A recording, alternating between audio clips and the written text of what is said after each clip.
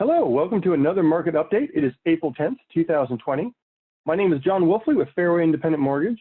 We have some great news for rates. We have some bad news for down payment assistance, and we have some improved news for refinances. Let's get started. So today I got some overall great news for rates, and primarily what we're seeing is this past week. So every day we're constantly looking at what's happening with rates and how are they doing. And I mentioned earlier in the week that the Fed has been buying down the rates, and they weren't quite sure how big of an impact they were having, and they weren't managing it very well. It's a very nice way of putting it. This past week, we've seen how they've been managing and how that has improved, and it has improved a lot. So for the most part, what we're seeing is we're seeing the market pretty much even itself out. So we have been seeing it pretty much stay in the same little area. So it's not going up a lot, it's not going down a lot, it's all kind of staying the same. And in that area is doing rather well. We still have some of the outside factors impacting us, things like what's going on with service providers, what's going on with wholesale buyers, outside factors that really don't have enough to do with what the Fed is doing with mortgage-backed securities. It has all these other factors impacting it. But when I pull up rates, and I pulled them up, say, on Wednesday, I'm looking at pretty much similar on Friday versus what they were on Thursday versus what they were on Tuesday, which is great news because we kind of needed that. There was too much going up and down. I was seeing interest rates change by as much as 1% in a single day, and that's just crazy. Okay, outside of that, I also mentioned we got bad news for down payment assistance. So I mentioned the other day that we are looking to get down payment assistance back probably in the next week to 2 weeks, and I was very excited about that. And then apparently we got news this morning. It's not so much news as it's rumorville, but it's pretty solid rumorville. The rumorville is talking about the wholesalers. Wholesalers are the ones who end up buying the loans, and they're also the ones that sort of hold on to them in between. Well, the problem is they are looking at bonds, looking at down payment assistance, and for the most part, they're not looking like they're going to want to buy them in the future over the next 3 to 4 months.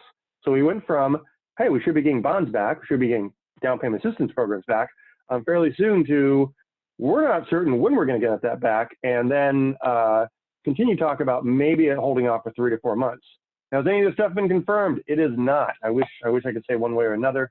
This is just rumorville, but again, it's from fairly solid areas for rumorville, so I would not be surprised to find that this solidifies quite a bit in the next day or two. The other news they ended up having is with improved refinances. So refinance has been having some trouble depending on which loan provider you're talking to. So if you're talking to Fairway Mortgage, you're talking to, start throwing some names out there, talking to Wells Fargo, BECU, you're talking to Caliber, Gill, they're all going to have slightly different ways in which they're responding to what's happening out there.